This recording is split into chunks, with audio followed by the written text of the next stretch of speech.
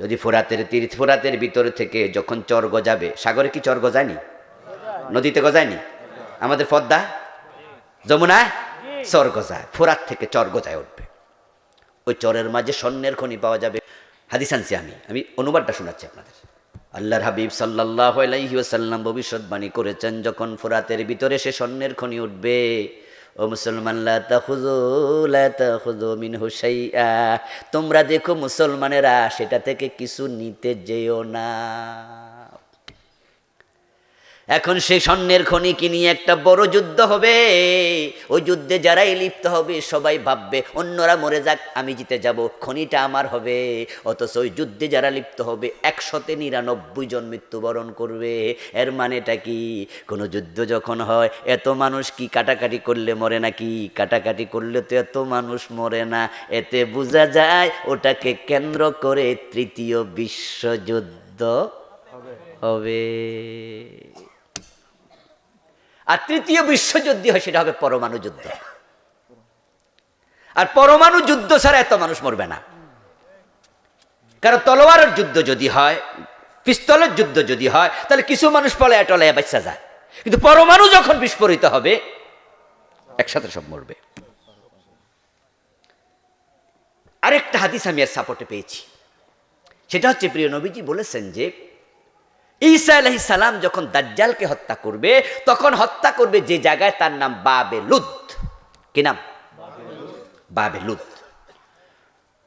আসমান থেকে নবী ঈসা নামবেন, ইমাম মাহদী আলাইহিস সালামের আত্মপ্রকাশ ঘটবে। ওনারা দুজন মিলে দাজ্জালের বিরুদ্ধে যুদ্ধ করবে। দাজ্জাল ঈসার আগমনের সংবাদ শুনে পালাতে থাকবে, পলাইয়া বাবেলুদ নামক জায়গা আত্মগোপন করবে। নবী ঈসা তাকে খুঁজে বের করবেন এবং সেখানে তাকে হত্যা করবেন। হত্যা করে বের হইয়া বাবেলুদ থেকে তিনি বর্ষার আগার মাঝে দাজ্জালের গায়ে রক্ত লেগে আছে মানুষকে দেখাবে, দেখো দাজ্জালরে আমি মারছি, তার রক্ত দেখো। এবং রক্তটা থাকবে বর্ষা নামক একটা জিনিস। বর্ষা পর্যন্ত ডাল তলোয়ার, বর্ষা কিন্তু আরেকটা ডাল রক্ষাকারী, তলোয়ার কোপ দেয়। আর বর্ষা হলো এরকম মারে, গাই মারে অনেকটা বল্লম টাইপের রমহুন বলা হয় এটাকে, আরবিতে বলে রম। ঈসা নবী হত্যা করে তার রোমের মাঝে বর্ষার আগার মাঝে রক্ত দেখাবে। এইটাই প্রমাণ করে তখন আর পিস্তলও থাকবে না। কারণ আল্লাহর হাবিব বলেছেন, যখন দাজ্জাল যখন আসবে তখন পৃথিবী যত ইহুদি থাকবে, ইহুদি সবগুলা দাজ্জালের অনুসারী হয়ে যাবে। নাউজুবিল্লাহ। আচ্ছা, এবার বলুন তো, বর্তমান ইহুদিদের হাতে কি পিস্তল নাই? পরমাণু বোমা নাই? ইহুদিদের হাতে আসেনি? এই যে ফিলিস্তিনে প্রতিদিন মারতাছে 3-4 মাস। আহারে, কয় মাস হলো? আজকে কয় তারিখ? আহা, বরাবর 4 মাস, বরাবর আজকে 4 মাস হলো। অক্টোবরের 7 তারিখ শুরু, অক্টোবর, নভেম্বর, ডিসেম্বর, জানুয়ারি, ফেব্রুয়ারি, 4 মাস। আজকের ইনকালাব পত্রিকায় দেখলাম, অফিসে বসে একটু পড়লাম, আমার মাদ্রাসার অফিসে, ওখানে লিখলো ফিলিস্তিনে পর্যন্ত 27,000 মুসলমান মারা গেছে, তারা হত্যা করছে। False news, this is false news, fake news. কত গুণ 27 আল্লাহ ভালো জানে। কারণ 7 তারিখে যখন নতুন করে যুদ্ধের দাবানল শুরু হয়, 8, 9, 10 তারিখের দিকে তারা বিদ্যুতের কানেকশন কেটে দেয়, গ্যাসের সংযোগ বিচ্ছিন্ন করে দেয়, পানির লাইন কেটে দেয়, নেটওয়ার্ক বন্ধ করে দেয়। রাতের আধারে যখন 5 তলা 7 তলা বিল্ডিং এর উপরে বোম্বিং করে, একসাথে 5 তলা বিল্ডিংটা মাটির নিচে ধসে যায়, তখন সেই ঘরে কয়জন মানুষ ছিল হিসাবটা করলো কে? হাসপাতালে নিলে না বুঝতেন যে হাসপাতালে মারা গেছে এত, যেগুলো নিচে পড়ে মরে গেছে এইগুলো হিসাব করলো কেনা?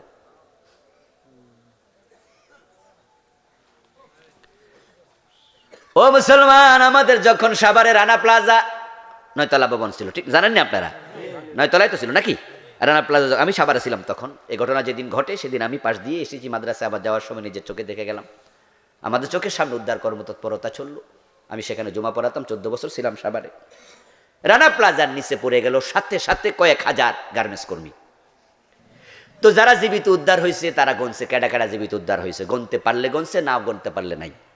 যারা ভিতরে আটকা পড়ছে সেনাবাহিনী যায় একজন একজন করে করে আস্তে আস্তে উদ্ধার করছে, যারা পারে নাই তারা লাশগুলো পাওয়া গেছে। হিসাব রাখা সহজ, কারণ যেহেতু পরে বুলডোজার আইনা, পরে ক্রেন আইনা আস্তে আস্তে আস্তে আস্তে করে তুলতে পারছে, তাই টোটাল তারা বলতে পারছে এতজন মারা গেছে, এতজন আহত হয়েছে ইত্যাদি। কিন্তু যদি এটা আপনার উল্টানো না যাইতো, এমনি পড়ে থাকতো, কত ক যেত।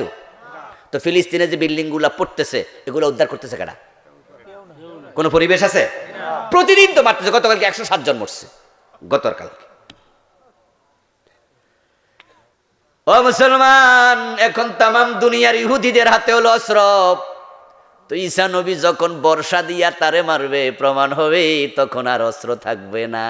আর অস্ত্র ধ্বংস হওয়ার জন্য পরমাণু যুদ্ধ হওয়া আবশ্যক। তাহলে বোঝা গেল ফুরাত নদী থেকে বের হওয়া সে স্বর্ণের খনি নিয়া নবী ঈসা আগমনের আগেই যুদ্ধটা হয়ে যাবে। তামাম দুনিয়া পরমাণু যুদ্ধ হওয়ার পরে এতটা মেসাকার হবে, তখন আজকের যে সিস্টেম আছে এ সামাজিক সিস্টেমটাও থাকবে না, লন্ড ভন্ড হয়ে যাবে। এই মুহূর্তে আকাশের মাঝে বিমান আছে না? তামাম দুনিয়াতে কত হাজার বিমান আকাশে টাইমে আছে আমরা কইতে পারবো?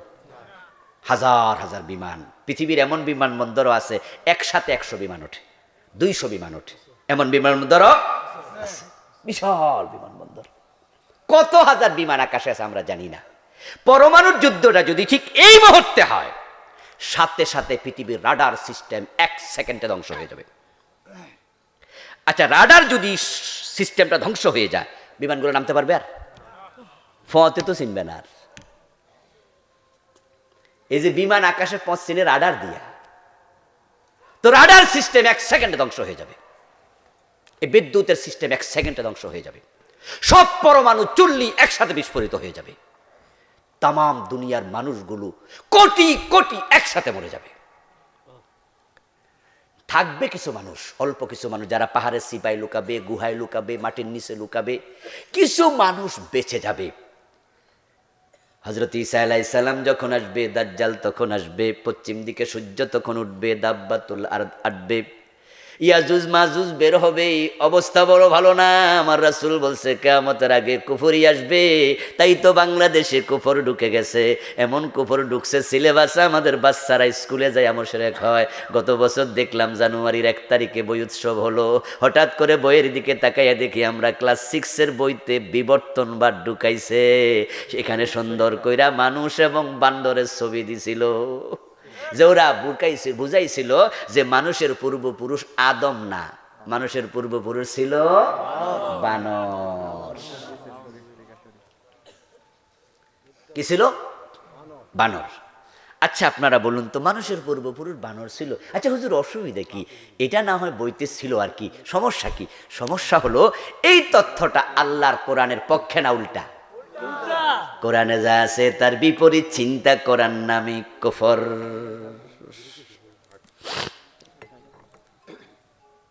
আল্লাহ তাআলা সূরা নিসার প্রথম আয়াতে কি বলতেছেন? ইয়া আইয়ুহান নাসু তাকু রাব্বাকুম আল্লাযী খালাকাকুম মিন নাফসিন ওয়াহিদা ওয়া খালাকা মিনহা যাওজাহা ওয়া বাসসা মিনহুমা রিজালান কাসীরান ওয়া নিসা। ও মানুষেরা, তোমাদের রব আল্লাহকে ভয় করো, যিনি তোমাদেরকে একজন ব্যক্তি থেকে বানাইছে। ওই ব্যক্তির নাম হযরত আদম। আমার দোস্ত, তার থেকে তার বউ হাওয়াকে বানাইছে, তারপরে দুজন থেকে কোটি কোটি মানুষ দুনিয়ায় ছড়াইয়া দিছে। এখন কোথাকার কোন বেটা ওই বিবর্তনবাদের জনক, তার নাম কি জানি ছিল? ডারউইন। কবে সে বলে গেছে গবেষণা কইরা মানুষের পূর্বপুরুষ নাকি বান্দর ছিল। এখন আমাদের বইতে যখন ঢুকছিল, 6-এর পোলাপান তো ছোট মানুষ, তারা বই পইরা হয়তো বুঝতো এটাই মনে হয় ঠিক, বইয়ে যেহেতু আছে। আমার আল্লাহ কয় না মানুষের প্রথম পুরুষ আদম, আর তার বইতে আছে প্রথম পুরুষ বান্দর। যদি তারা বিশ্বাস করত, সাথে সাথে কোরআনের উল্টা আকীদার কারণে ঈমান শেষ হয়ে যেত। আমরা আলেম ওলামারা গত বছর এই টাইমে হইচই করলাম, পুরা জানুয়ারি মাস ওয়াজ করলাম যে বিবর্তনবাদ বাতিল করো, এটা কুফর, ঈমান বিধ্বংসী। আচ্ছা, যে বাচ্চাগুলো 6-এর বইতে এটা পড়তো তারা কি পরের বছর 7 উঠতো না? ইমান লইয়া উঠছে না হারাইয়া? এটা উঠতো না? 9-এ উঠতো না? এর পিছিয়ে দিয়া 6-এ আবার হইতো না? তাহলে এরাই যখন মাস্টার্সে যেত, ক্লাস 6 থেকে MA পর্যন্ত শতকরা 80 জন 90 জন এই দেশে কাফের হইত। যাক, আমাদের প্রতিবাদের কারণে সরকার এটা রাষ্ট্রীয়ভাবে সার্কুলার জারি করে স্থগিত করছে। আমাদের শিক্ষা মন্ত্রণালয় বলছে যে না, এটা বাংলাদেশে পড়ানো যাবে না। আচ্ছা, গতবার গেল। এবার যখন 2024 সনের জানুয়ারিতে আমরা 1 তারিখে বই পাইলাম, এবার দেখি আরেক কপর ঢুকছে, এটার নাম ট্রান্সজেন্ডার। শরীফ থেকে শরীফা হওয়ার গল্প। খেয়াল করছেন বিষয়টা? গতবার ঢুকছে এক কফর, এবার ঢুকাইল আরেক কফর। ক্লাস 7-এর বইতে, হ্যাঁ ক্লাস 7-এর বইতে। এটা এখনো স্থগিত করেনি, তবে আলহামদুলিল্লাহ আমাদের প্রতিবাদ সরকার পর্যন্ত গিয়েছে এবং 5 জনের একটা কমিটি অলরেডি করা হয়েছে। ওই কমিটির প্রধান করেছে আরবিক বিশ্ববিদ্যালয়ের প্রফেসর ডক্টর আব্দুর রশিদ স্যারকে। আমরা আশা করছি এটাও বন্ধ করবে, কারণ একজন পুরুষ তাকে হঠাৎ করে মেয়ে মনে করবে, একজন মেয়ে তাকে হঠাৎ করে পুরুষ মনে করবে। আচ্ছা, আমরা যারা এখানে বসে আছি, আমরা যদি মনে মনে মনে করি আমরা সবাই মেয়ে, তাই বলে কি আমাদের দাড়ি মুছ চলে যাব? আচ্ছা, আমাদের দেহের যে ডিজাইন আছে এটা কি চেঞ্জ হইব? আচ্ছা, কোনো যুবতী মেয়ে যদি নিজের মনে করে সে একজন পুরুষ, তাই বলে কি তার মোষ উঠে যাব, দাড়ি গজাইব, তার দেহের অঙ্গগুলো কি চেঞ্জ হইব? যে কি হলো এটা? মানে ফাইজলামি যে কাকে বলে, এটা সৃষ্টির মাঝে বিকৃতি। সৃষ্টির মাঝে কি বিকৃতি? ইয়াখলুকু মা ইয়াশা। কোরআনে আল্লাহ বলছেন, আল্লাহ যাকে যেভাবে চেয়েছেন তিনি তাকে সেভাবে বানিয়েছেন। লা তাবদীলা লিখালকিল্লাহ। আল্লাহর সৃষ্টির মাঝে কোনো বিকৃতি সাধন করা যাবে না। ওরা বইতে ঢুকাই দিছে। হঠাৎ করে শরীফ নামে একজন যুবক নাকি সে নিজেকে শরীফা মনে করছে এবং সমাজ নাকি এটাকে স্বীকৃতি দিতে হবে। হু চি মিন ইসলাম, হু চি মিন ইসলাম নামে একজন ছেলে, সে নিজেকে মেয়ে দাবি করে বাংলাদেশে এই কাজটা শুরু করছে সিরিয়াসলি। প্রধানমন্ত্রীর সাথে সাক্ষাৎ করেছে, করে সে দাবি জানাইছে আমাদের বর্তমান প্রাইম মিনিস্টারকে। আমরা পত্রপত্রিকায় দেখলাম যে আমাদেরকে আপনি এটা স্বীকৃতি দেন, এবং আইনের দিকে আগাচ্ছে। যদি কেউ নিজেকে মেয়ে ভাবে সে মেয়ে, যদি কোনো পুরুষ নিজেকে মেয়ে ভাবে রাষ্ট্র বলবে ওকে তুমি যেহেতু ভাবো যাও তুমি মেয়ে। কোনো মেয়ে যদি নিজেকে ছেলে ভাবে রাষ্ট্র তাকে বলবে যাও তুমি ছেলে। এটা যদি শুরু হয়ে যায়, তাহলে আমাদের বাবা যখন মারা যাবে, জমি যখন আমরা বন্টন করব, তখন সব বইন 1.5 মাস 2 মাসের লাইগা বাই হয়ে যাব। কি সম্ভাবনা আছে না? নেই? যখন জমি বন্টন করবেন তখন আপনার বোনের আইয়া কবে যে ভাই সমান জমি দাও, তা আপনারা তখন কইবেন যে না না ইসলামে আছে মেয়ে পাবে অর্ধেক, ছেলে পাবে দ্বিগুণ। তখন আপনার 3 বোন কইব যে আমরা মেয়ে ছিলাম, গত পরশু থেকে আমরা মনে মনে ছেলে হইয়া গেছি। আচ্ছা, ঢাকা বিশ্ববিদ্যালয়ে SM হলে ভর্তি হয়েছে আপনার এলাকার এক ছেলে, তার নাম শরীফ। 2nd ইয়ার উঠটা তার মনে মনে চিন্তা আসলো যে না, ছেলেদের সাথে আর থাইকা মজা লাগে না, বান্ধবী টান্ধবী 2-1টা থাকলে ভালোই হইতো। বান্ধবী জুটাইতে পারে না, সে চলে গেল রোকেয়া হলের প্রবেশের কাছে, গিয়ে বলল ম্যাডাম আমার রোকেয়া হলে একটা সিট দেন। তো ম্যাডাম তাকে বলে এই বেড়া, এটা মহিলা হল তুমি জানো না? জানি তো ম্যাডাম। তো তুমি এখানে সিটের জন্য আসছো? ম্যাডাম না, আমি আগে শরীফ ছিলাম, গত পরশু থেকে আমি নিজেকে শরীফা মনে করি। আচ্ছা, এখন যদি ম্যাডাম বলে যে ঠিক আছে রাষ্ট্রের এটা সিস্টেম, যে যাকে যা মনে করবে সেটাই হোক, তো তোমাকে আমি হলে সিট দিলাম, এই খবর যদি অন্য পোলাপাইন পায় তারাও কি একই কাম করবো না? এখন আপনারা এবার বলেন তো, এরকম পোলাপান যদি সব লাবিব হয়ে যাবে, লাবিবা হাবিব হয়ে যাবে, হাবিবা শরীফ হয়ে গেল শরীফা, তাহলে সব পোলাপান যদি মেয়েদের সাথে হলে সিট নেয়, ওই মেয়েদের গর্ব ঠেকাইব কেনা? সব মেয়ে জেনা ব্যভিচারের কারণে গর্ভবতী হওয়ার সম্ভাবনা আছে কি না? আচ্ছা, যারা এটা ঢুকাইছে আপনি কি ভেবেছেন পরিকল্পনা কত দূর করেছে? আমার বন্ধু আরেকটু শুনুন, আপনাদের বাড়ির পাশে রাস্তা, এক যুবক এক যুবতীকে পাশে নিয়ে বসে আছে, গায়ে গায়ে হেলান দিয়ে একজন আরেকজনের হাতে হাত রেখে। এই অবস্থা এলাকার চেয়ারম্যান সাহেব হেঁটে যাচ্ছে, এলাকার একজন মুরব্বী হেঁটে যাচ্ছে, দেখে দৃষ্টি কটু লাগলো, বলল, এই পোলায় মাইয়া এখানে কি করো দিনে দুপুরে? স্বামী স্ত্রী যদি হও ঘরের দরজা বন্ধ করে যা মনে চায় করো, কিন্তু রাস্তাঘাটে এরকম তোমরা নোংরামি করছো কেন? আর স্বামী স্ত্রী যদি না হও তাহলে এরকম তো এটা এলাও না, এরকম ফোলা মাইয়া গায়ে গায়ে লাগাইয়া বসে আছো। তখন মেয়েটা মাথা তুলে বলল, চেয়ারম্যান সাহেব, মুরব্বী, আপনি ভুল বুঝছেন, আমি মেয়ে না, মনে মনে আমি। তাহলে হে হলো ফিজিক্যাল ছেলে আর আমি হইলাম মনে মনে ছেলে। তাইলে কি আমরা ফোলা মাইয়া বসি না ছেলে ছেলে বসি? এখন তো মুরব্বী মাথা চুলকাইবার কব, পাগল কি হেরা হইছে না আমি হইছি? এই বেড়ি চুল দেখা যায়, এই বেড়ির ঠিক না শরীরের ডিজাইন কইতাছে পুরা বেড়ি, হে নাকি মনে মনে ছেলে হয়ে গেছে। এখন হেরা পাগল হইলো না আমি পাগল হইলাম? আচ্ছা, এই জাতীয় চিন্তা যদি ক্লাস 7-এর পোলা পানের ভিতরে ঢুকাইয়া দেয়, পুরা জাতি পাগলামিতে ডুবার সম্ভাবনা আছে না নাই? তো কারা এই কাম করতেছে? শিক্ষা কার হাতে গেল?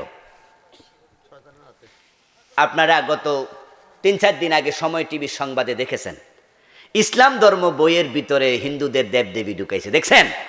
12 পৃষ্ঠা মূর্তির ছবি। আচ্ছা, আপনারা কি ভাবতেছেন এগুলো ভুলে হয়ে গেছে? বিবর্তনবাদ ভুলে ঢুকছিল? ট্রান্সজেন্ডার ভুলে ঢুকছে? ওই মূর্তি ইসলাম ধর্মে বইতে ভুলে ঢুকছে? না না, জাতিকে মুশরিক বানানোর পরিকল্পনা চলছে। এখন আমরা সবাই মিলে দল মত ভুলে যাইয়া এই শিরকের বিরুদ্ধে দাঁড়ানো দরকার আছে না নাই? না হয় কিন্তু উপায় নাই, উপায় নাই, উপায় নাই, ঈমান ডিস্ট্রয় হয়ে যাবে। আমার বন্ধু, শিরক করলে ঈমান যাবে। শিরক আসছে চারদিক থেকে, বইয়ের ভিতরে ঢুকছে শিরক। হিন্দুদের মূর্তি পূজা হবে, হিন্দুরা দুর্গা পূজা করবে, এটা তাদের ব্যাপার, আমরা মানা করব না। ইসলাম বলেনি মানা করতে, ইসলাম বলছে লাকুম দীনুকুম ওয়ালিয়া দিন, লা ইকরাহা ফিদ্দিন, ধর্ম নিয়ে বাড়াবাড়ি করো না।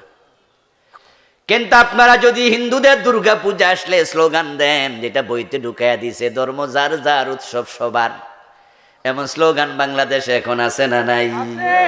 এটা যে বিশ্বাস করবে তার ঈমান শেষ।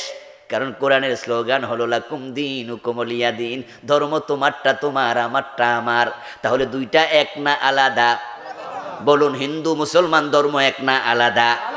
তাহলে স্লোগান হবে ধর্ম যার উৎসব তার। শিরক চলছে অ্যাভেলেবেল, যেখানে একটা মাজার আছে সেখানে শিরকের বাজার মিলে যায়।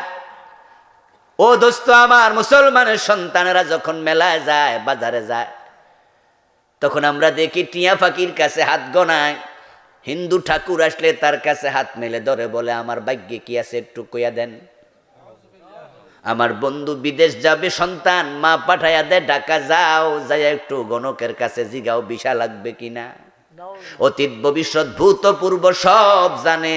বাবা লিটন দেয়ান বৈশা আছে বিশাল শপিং মলে দোকান খোলে, এখন ওইখানে যায় হাত দেখায়া ভবিষ্যৎ জানতে চায় মুসলমানের সন্তান, অথচ ভবিষ্যতের এলমের মালিক শুধু কে? এগুলো শিরিক। শিরিক মানে হলো যেটা শুধু আল্লাহর জন্য নির্ধারিত, সেটাতে অন্যকে শামিল করা। আলিমুল গায়েব, গায়েবের মালিক শুধু কে? এখন আপনি যদি বলেন যে না, ওই লিটন দেয়ান গায়েব জানে, সে ভবিষ্যৎ সম্পর্কে জানে, ঠাকুর মশাই জানে, ঈমান আপনার শেষ। ও মুসলমান, সন্তান হয় না, আল্লাহর কাছে চায়, 2-4 বছর চাইয়া আর সহ্য হয় না, তখন সন্তান চাওয়ার জন্য খাজা বাবার কাছে ভারতে চলে যায়, বাইজিদ বোস্তামির কাছে লাল রশি লইয়া চইলা যায়, কচ্ছপেরে পর্যন্ত বিস্কুট খাওয়াইয়া বাবা বাবা ডাকে। খাজা বাবা আমারে ছেলে দাও, মেয়ে দাও, কেউ ফিরে না খালি হাতে খাজা বাবার দরবারে। এমন গান গাওয়ার লোক বাংলাদেশে আছে না নাই?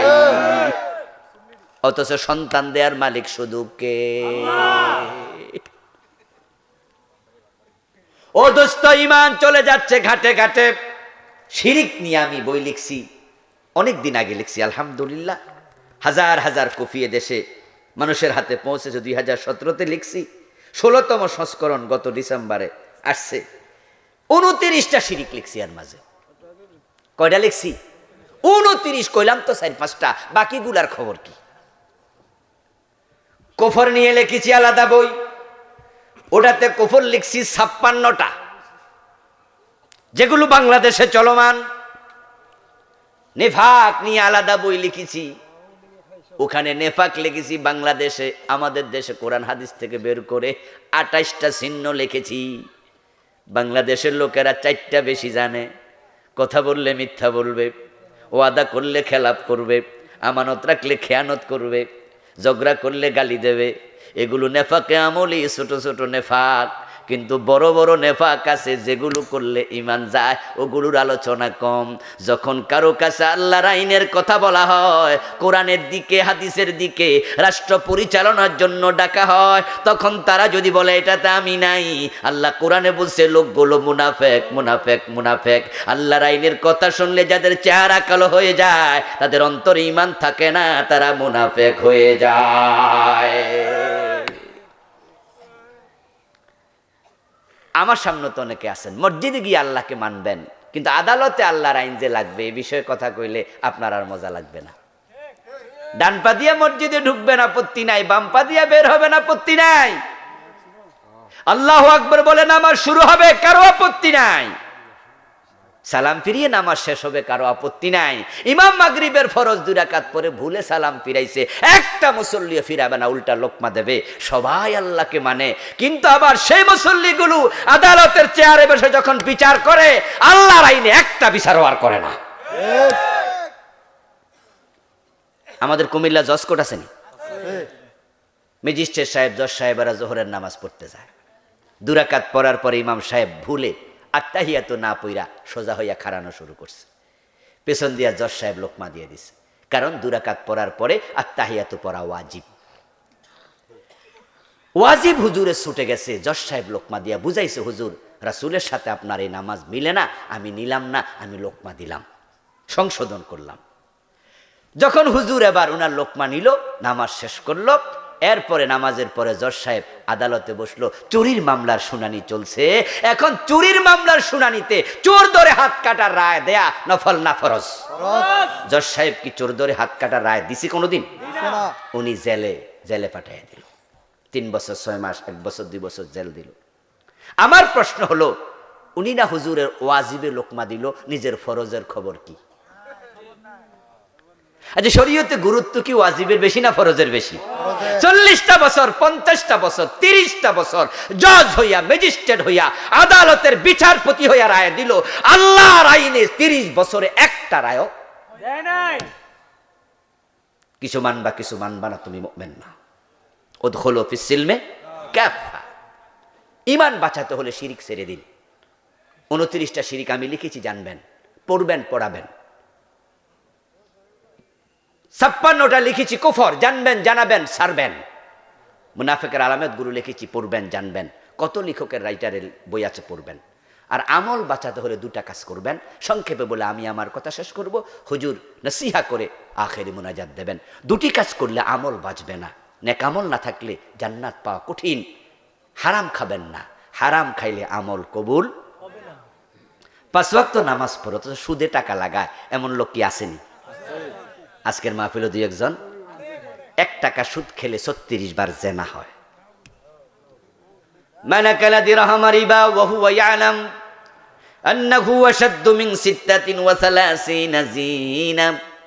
প্রিয় নবীজির হাদিস, যে ব্যক্তি জেনে শুনে 1 টাকা সুদ খেলো, আমল নামায় 36 বার জেনার গুনাহ লিখে দেয়া হলো। 100 টাকা সুদ খেলে 3600 বার জেনা হয়। 1000 টাকা সুদ খেলে 36,000 বার জেনা হয়। ও দোস্ত, জান্নাতে কেমনে যাইবা ভাবো। সুদ খেলে 73টা গুনাহ হয়। ইসারুহান্যান কি হররাজুল উম্মাহু, সবচেয়ে ছোট গুনাহটা হলো নিজের মায়ের সাথে জেনা করা। বিষ খাইতে খাইতে কেউ মারা গেলে আমরা বলি লোকটা হতভাগা, এমন গুনাহ করলো, তওবা করার সুযোগ আর পাইল না, মইরা গেল। ফাঁসিতে ঝুলে মারা গেলে আমরা বলি হতভাগা, এমন গুনাহ কইরা আত্মহত্যা কইরা মরলো, তওবা আর করতে পারলো না। ও বেটা তওবা করতে পারলো না, বিষ খাইয়া মরলো, তওবা করতে পারলো না, ফাঁসিতে ঝুলে মরলো। আর আপনার সুদে টাকা লাগানো অবস্থায় যদি মৃত্যু হয়, মায়ের সাথে জেনা করতে করতে আপনার মৃত্যু হলো।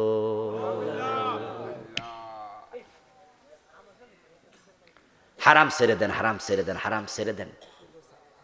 অফিসে ঘুষ খায়, ফাইল আটকাইয়া আটকাইয়া সিগনেচার করে, প্রতি সিগনেচারে 500,000। আবার এই বেটা গোশের টাকা পকেটে লইয়া মসজিদে খাড়াইয়া আজান কি জানি নিয়ত বাইদা কই ইয়াকা নাবুদু, আল্লাহ আমনের গোলামি করতেছি। আল্লাহকে গোলাম, পকেটে এগুলো কি? আমি দেখি না তুমি কি লই আইছো পকেটে? গোশের টাকা দিয়া যায় নামাজ কিনে খাড়াইয়া নামাজ পড়ে এমন লোক আছে। আরে ভাই, নামাজে 13টা ফরজ, 3টাই তো পবিত্রতা। 1 নম্বরে শরীর পাক, 2 নম্বরে কাপড় পাক, 3 নম্বরে নামাজের। তো তুমি হারাম খাইলে শরীর পাক হইলো কেমনে? কাপড়ে হারাম থাকলে কাপড় পাক হইলো কেমনে? গোশের টাকা সুদের টাকা দিয়ে যায় নামাজ কিনছো, মসজিদ বানাচ্ছে টাইলস দিয়া, আপনার মার্বেল পাথর দিয়া, গোশের টাকা সুদের টাকা দিয়ে সব নাফাক করে ছেড়ে দিতেছে। এ হলো একটা। আরেকটা হলো বেদাত করবেন না। বেদাত করলে আমল কবুল হবে না। বেদাতি রাসূলুল্লাহর শাফাত পাবে না। হাসরের ময়দানে বেদাতিকে আল্লাহর নবী সহকান সহকান বলে তাড়াইয়া দেবে। হাউজে কাউসারের পানি থেকে বেদাতিরা বঞ্চিত হবে। বাংলাদেশে আলেম ওলামারা বেদাত করে, সাধারণ মানুষের কথা বাদ দেন। ডজন ডজন বেদাত সমাজে ঢুকে গেছে। এ বিষয়ে আমার আলাদা লেখা বই আছে। 39টা লেখছি, বাংলাদেশ 38টা চলমান বাংলাদেশ। আপনি জানেন কি আপনি বেদাত করছেন?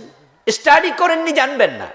স্টাডি করলে জানবেন বেদাত হচ্ছে এমন কোন আমল করা যে আমল রাসূল করে নাই, সাহাবারা করে নাই। হাই হোসেন, হাই হোসেন যখন করে শিয়ারা, আমরা বলি এই মিয়া সব কেন করো? রাসূল করেনি, সাহাবারা করেনি। আবার আপনি যখন ইল্লাল্লাহ ইল্লাল্লাহ জিকির করেন, আমি বললাম যে ভাই আপনি যেটা করলেন রাসূল কি ইল্লাল্লাহ জিকির করেছে, সাহাবারা করেছে? একটা হাদিস প্লিজ। তখন বলে না, ইল্লাল ইসকির হাদিস তো আছে, হ্যাঁ অসুবিধা কি, মুস্তাসনা মুস্তাসনা মিনহু তো আছে। তো আপনি না শিয়াদের ব্যাপারে বললেন রাসূল করেনি, সাহাবারা করেনি, হাই হোসেন করো কেন? তা আপনারটা আসলো কোত্থেকে? ইবাদত কি আপনি বানাবেন নাহু সরব দিয়া? আল্লাহর নবী 2জন সাহাবীকে আজান শিখিয়েছে। 2জন ছিল রাসূলের মুয়াজ্জিন, হযরত বেলাল, আবু মাহজুরা রাদিয়াল্লাহু তাআলা আনহুমা। 2জনকে আজান শিখিয়েছেন, আল্লাহু আকবার। আর আপনি আজানের আগে দুরূদ শরীফ ঢুকাইয়া দিলেন, আসসালাতু ওয়াসসালামু আলাইকা ইয়া রাসূলুল্লাহ। কি মজা! আমি বললাম দোস্ত এখানে দুরূদ তো হাদিসের কিতাবে পাই নাই। আপনি বললেন হুজুর অসুবিধা কি, দুরূদ শরীফ তো ভালো জিনিস। আমি বলবো তাই নাকি? তোমার যুক্তির নাম বুঝি ইসলাম হয়ে গেছে। আহা, কথা বলে নাই বাবা, কাউকে আঘাত দিয়ে কথা বলতে নাই। নো, আমরা কাউকে আঘাত দিতে আসিনি, জাস্ট চিন্তার জগতে একটু আলোড়ন তৈরি করা দরকার, ঠিক কি না? কারণ যারা করে তারা তো আমারই ভাই, তারা তো আমার ভাই। তার বাবা আদম, আমার বাবা আদম, সে আমার মুসলিম ভাই, সে কালেমাওয়ালা ভাই। আমি তাকে জাস্ট চিন্তার খোরাক দিচ্ছি যে আপনি রাসূলুল্লাহ করেনি। আচ্ছা, রাসূলের সাহাবারা কি দুরুদের মর্ম বুঝতো না? যে রাসূলুল্লাহ নিজে কি বুঝতেন না উনার প্রতি দুরুদ পড়লে কত ফজিলত? তো উনি আজানের আগে দুরুদ শিখালেন না কেন? বেলালকে শিখালেন আল্লাহু আকবার, আবু মাহজুরাকে শিখালেন আল্লাহু আকবার। তা আপনি দুরূদ শরীফ ঢুকালেন কেন? হ্যাঁ, দুরূদ শরীফ ভালো জিনিস। যত বেদাত চলছে সমাজে সবগুলো ভালো জিনিস বলে বলে ঢুকাইছে। সবাই যুক্তি দেবে, আচ্ছা অসুবিধা কি, ভালো তো। হ্যাঁ দোস্ত, আমি আপনাকে বলছি, আপনারা যখন মাগরিবের নামাজ পড়েন, জোহর আসর পড়েন, 2 রাকাত পড়ার পরে আত্তাহিয়াতু শেষ কইরা কি দুরূদ শরীফ পড়েন? ওমা বলে না কথা। আবদুহু ওয়া রাসূলুহুর পরে কি আল্লাহুম্মা সাল্লি আলা পড়েন নাকি? হানাফি মাযহাবের ফতোয়া শুনুন। হানাফি মাযহাবের ফতোয়া হচ্ছে যদি কেউ ফরজ নামাজ 3 অথবা 4 রাকাত বিশিষ্ট হলে 2 রাকাতের পরে আবদুহু ওয়া রাসূলুহু পড়ার পরে না দাঁড়াইয়া আল্লাহুম্মা সাল্লি আলা মুহাম্মদ অতটুকু পরে দুরূদ শরীফ মুহাম্মদ পর্যন্ত গেলে হয়ে যায়, তাহলে তাকে সাউ সেজদা দিতে হবে। কি দিতে হবে? কথা বলেন, কি দিতে হবে? এবার একটু বলুন তো, সাউ সেজদা কি শকে দেয় না জরিমানা হিসাবে দেয়? তো দুরূদ শরীফ পড়লো জরিমানা কিসের? কামটা তো বালা। আরে আপনি আজানের আগে দুরূদ পড়ছেন, আপনি কোন অসুবিধা কি? পড়লাম, ভালো জিনিস তো। হয়তো বেলাল কয়দিন পড়ছে? হ্যাঁ, যদি আপনি এমন হতো মাঝে মাঝে কখনো পড়তেন এবং এটা না পড়লে আপনি কিচ্ছু মনে করেন না, এটা অসুবিধা ছিল না। কিন্তু আপনি তো নিয়মিত সওয়াবের জন্য পড়তেছে, এটাকে ইবাদত বানায় আপনি ছেড়ে দিলেন। ইসলামে বিকৃতির অধিকার আপনাকে কে দিল? বেদাতের প্রবলেমটা কোথায়? বেদাতের প্রবলেমটা হলো, বেদাত যখন হবে আগাছার মতো, ক্ষেতের মাঝে আগাছা যদি জন্ম নেয় তাহলে মূল ফসলের ক্ষতি নিশ্চিত ক্ষতি হবেই। এখন আগাছা যদি বেড়ে যায় তাহলে কিন্তু বিশাল মুসিবত। এমনও হতে পারে পুরা আগাছা খেটটা দখল করে। ইসলামের বয়স তো 1400 বছর পার হয়ে গেল রাসূল থেকে। যদি সবাই আমরা বলি দিই বেদাতের ব্যাপারে আমরা চুপ হয়ে যাই যে করুক না, অসুবিধা কি, তাহলে আমি 10টা বেদাত বানাইলাম, হুজুর 10টা বানাইলো, এ হুজুর 10টা বানাইলো, উনি 10টা বানাইলো, এরকম যদি চলতেই থাকে আজ থেকে 20 বছর পরে আমাদের পরবর্তী প্রজন্ম আসল ইসলাম কি খুঁজে পাইব? ওই ব্যক্তির উপর আল্লাহর লানত যে ব্যক্তি বেদাত তৈরি করে। মান হাদাসা হাদাসা আও আওয়া মুহদাসা ফাআলাইহি লানাতুল্লাহ লানাতুল্লাহ লানাতুল্লাহ ওয়াল মালাইকাতি ওয়ান নাসি আজমাইন। সহিহ বুখারীতে আসছে রাসূল বলে আমি হাউজে কাউসারের পানি দিতে যাব, আমার উম্মত আসবে, ফায়ুহালু বাইনি ওয়া বাইনাহুম, হঠাৎ করে দেখব তাদের মাঝে আর আমার মাঝখানে পর্দা পড়ে গেছে। ফাকুলু ইন্নাহুম মিন্নি, আমি আওয়াজ করে বলবো কি হলো কি হলো, পর্দাটা কেন পড়লো? ফেরেশতারা এসে বলবেন ইন্নাকা লা তাদরি মা হাদাসু বাদাক ফাকুলু সুকান সুকান লিমান গাজ্জারা বাদি। ফেরেশতারা বলবো নবী, যারা উম্মতের পরিচয় দিয়ে পানি পান করতে এসেছে হাউজে কাউসার থেকে, এগুলো সব বেদাতি বেদাতি। আপনি জানেন না ইন্নাকা লা তাদরি, আপনি জানেন না মা হাদাসু বাদাকা, আপনার তিরোদানের পরে তারা কত নতুন নতুন বেদাত বানাইছে। আল্লাহর হাবিব তখন বলতেছে আমি এটা শুনে বলবো সৌকান সৌকান লিমান গাইয়ারা বাদি, আমার পরে আমার ইসলামকে বিকৃত তুই কেন করলি? দূর হ দূর হ, তোর হাউজের পানি আমি দেব না, তোর সুপারিশ করব না। হাল্লাত শাফাআতি লি উম্মতি ইল্লা সাহিবা বিদআ। রাসূলুল্লাহর ইসলাম পাহারা কে দেবে? আলেমরা দেবে, উম্মাহ দেবে। ইসলামে কিছু নতুন করে ঢুকবে না, ইসলাম থেকে কিছু বাহির হবে না। আজকে কত বিধান বাহির হয়ে গেছে। রাসূল বলে আমার মেয়ে ফাতেমা চুরি করলে আমি হাত কাটবো। 52 বছর বাংলাদেশ চালাইলাম, সোর হাত যে কাটে না, এ নিয়ে হুজুরদেরও টেনশন নাই, স্যারদেরও টেনশন নাই, নামাজিরও টেনশন নাই। আল্লাহর নবীর বিধান তোমার কাছে এত হালকা হয়ে গেল। মদ পান করেছে হযরত ওমর রাদিয়াল্লাহু তাআলা আনহু ছেলে আবু শাহমাকে তিনি 80 বেত লাগাইছে। বাংলাদেশে মদ গাঁজা আসেনি, ইয়াবা হেরোইন আসেনি। আচ্ছা 80 বেত কদিন লাগাইছেন? একদিনও না। নামাজের ওয়াজ এত করলেন, রোজার ওয়াজ এত করলেন, ভালো, নামাজ রোজার ওয়াজ তো করতেই হবে, কিন্তু হযরত ওমর যে নিজের ছেলেটাকে ছাড় দিল না, ওই মদ পান করলে 80 বেতের ওয়াজ কি জীবনে একদিনও করা উচিত ছিল না? গতকালকে কি পাইলেন পত্রিকায়? গত পরশুদিন কি পাইলেন? গতকালকের পত্রিকায় এসেছে সুবর্ণচরে মা মেয়েকে একসাথে দর্শন করেছে। গত 5 দিনের পত্রিকায় এসে জাহাঙ্গীরনগর বিশ্ববিদ্যালয় স্বামীকে হলে বেঁধে রেখে 6 জন মিলে তার বউকে দর্শন করেছে। জেনার ব্যাপারে শরীয়তের মাসালা কি? অবিবাহিত হলে 100 বেত লাগাও, বিবাহিত হলে পাথর মেরে হত্যা করো। আচ্ছা বিধানগুলো কি 52 বছরে বাংলাদেশে আমরা মানছি? তো 52 বছর কি হিন্দু দেশ চালাইছে, বৌদ্ধ চালাইছে, ইহুদি খ্রিস্টান চালাইছে? প্রধানমন্ত্রী মুসলমান, প্রেসিডেন্ট মুসলমান, আমরা মুসলমান, আইনমন্ত্রী মুসলমান, আল্লাহর আইন রাসূলের আইন নাই, আর আপনি চুপ করে আছেন। আপনি ইসলামের পাহারাদারি করতেছেন। আচ্ছা আপনাদের কারো বাড়িতে যদি চোর ঢোকে মালামাল নিয়ে যায়, আপনি কি চুপ করে থাকবেন? এটা আপনার বাড়ি, তো তাই আপনার কষ্ট লাগবে। আমার বাড়ির সম্পদ চোর নেবে, কেমনে সম্ভব? আপনি চিৎকার দেবেন, মানুষ ডাকবেন, চোরের ধরবেন। ইসলাম থেকে যখন চলে যায় কিছু, আপনি চুপ করে আছেন, কিছু বলেন না, প্রমাণ হলো ইসলাম আপনার আপন না। এই জন্য আল্লাহ তাআলা হাসরের দিন যখন বিচার করবে তখন আগে কলবটা দেখবে। আফালা ইয়ালামু ইযা বু'সিরা মা ফিল কুবুর ওয়া হুসসিলা মা ফিস সুদূর। দেখবে কলবের খবর কি, কলবের খবর কি। ও কলবে দেখেছি, এমন ওয়াজ করছো যে ওয়াজ করলে তোমার মাহফিল বন্ধ হবে না, এমন ওয়াজ করেছো যে ওয়াজ করলে তোমার খানকা বন্ধ হবে না, এমন ওয়াজ করেছো যে ওয়াজ করলে মাদ্রাসা বন্ধ হবে না, এমন ওয়াজ করেছো যে ওয়াজ করলে ইমামতিরা যাবে না। তুমি বুঝা শুনা ছালা কি করছো, এমন ওয়াজ করছো নেতা যেন মনে কষ্ট না নেয়। দুনিয়াদার ও মৌলবী। আমার রাসূল দাঁত দিয়েছে, সাহাবারা জীবন দিয়েছে, রক্ত দিয়েছে। হক কথা বলো। তোমার যদি হাদিয়া আসে, তোহফা আসে, আল্লাহর হাবিবের কাছে তো হাদিয়া তোহফাও আসছে, আসে নাই? আবার পাথরও আসছে, দুটাই আসবে। হক কথা বলে যাও, হাদিয়া আসলে ওয়েলকাম। হক কথার কারণে জেলখানা নেবে, খুশি ভরে হাসতে হাসতে শুধু জেলে না, তোমাকে ফাঁসির মঞ্চ যেতে রাজি থাকা লাগবে। এটার নাম ইসলাম, এটার নাম ইসলাম। দুটাকে একসাথে বরণ করুন। আর আমরা সবাই যদি একটু দাঁড়ায় যেতে পারি, ইনশাআল্লাহ সমাজের পরিবর্তন হবেই। এই যে গতবার আমরা যখন বিরোধিতা করছি বিবর্তনবাদ বাতিল হয়েছে, এবার ইনশাআল্লাহ ট্রান্সজেন্ডার বাতিল হবে। বাতিল যদি না হয়, কেমনে বাতিল করা লাগে বাংলার মুসলমানরা দেখায় দেবে ইনশাআল্লাহ। ওই যে ব্রাক বিশ্ববিদ্যালয়ের একজন প্রফেসর টিচার বই ছিল, পত্রপত্রিকায় দেশে দেখেছেন, সোশ্যাল মিডিয়া আসছে যে ওই 2-3টা পাতা মাহাত্মা বাসিফ সাহেব ছিঁড়ে ফেলেছে। উনি ছিঁড়ে বলছে বাংলাদেশের ছেলেদেরকে আপনার কাফের হতে আমরা দিতে পারি না, ছিঁড়ে ফেলতে হবে। সরকার যদি এগুলোকে অমিট না করে, ইনশাআল্লাহ আমরাও ট্রান্সজেন্ডার ছিঁড়তে শুরু করে দেব। ওই পাতা বাংলাদেশের বইতে থাকবে না। আমরা আশা করি ইনশাআল্লাহ এর পরিবর্তন হবে। সরকার যেহেতু কমিটি করেছে, কমিটি প্রস্তাবনা দেবে, কিন্তু একটা জায়গায় আমাদের কথা থেকে যাবে আর কি, সেটা হলো এবার যদি এটা স্থগিত করে, আগামীবার তো আর একটা ঢুকাইব, শয়তান তো আর বসে নাই,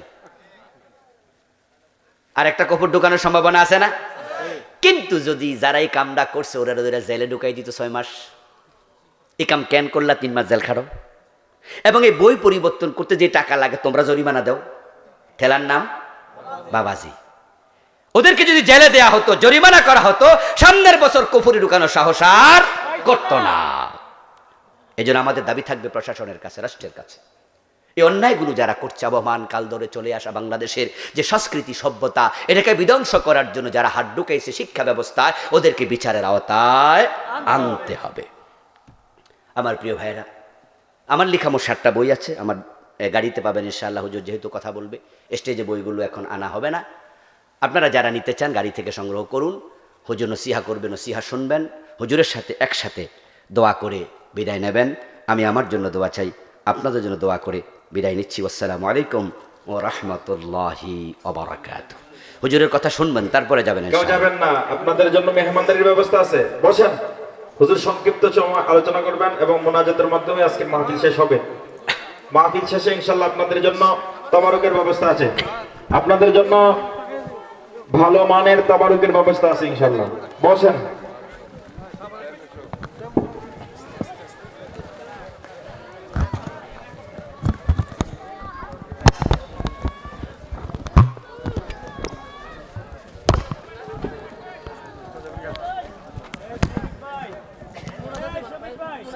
ধরো ধরো ধরো, এটা ধরো তাড়াতাড়ি, এটা তো দরকার। তুমি মাইক্রোফোনটি ধরো। এই যে এলোমেলো হতেছেন কেন? বসেন। সংক্ষিপ্ত সময় আলোচনা হবে এবং দোয়া হবে। আপনারা বসেন। আপনাদের জন্য তো মাহফিল কমিটির পক্ষ থেকে যথেষ্ট পরিমাণ তাবারুক